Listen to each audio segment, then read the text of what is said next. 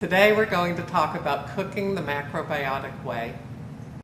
So in order to cook any type of meal, and especially a healthy meal, you definitely need to have a shopping list and you need to have all of your ingredients.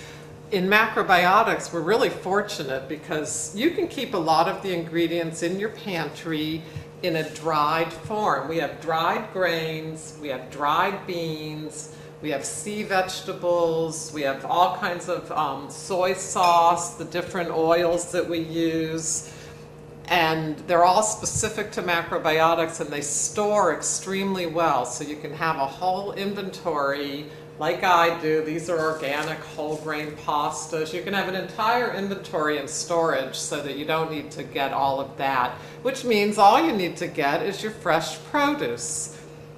And that's the only thing you need to get fresh in order to cook.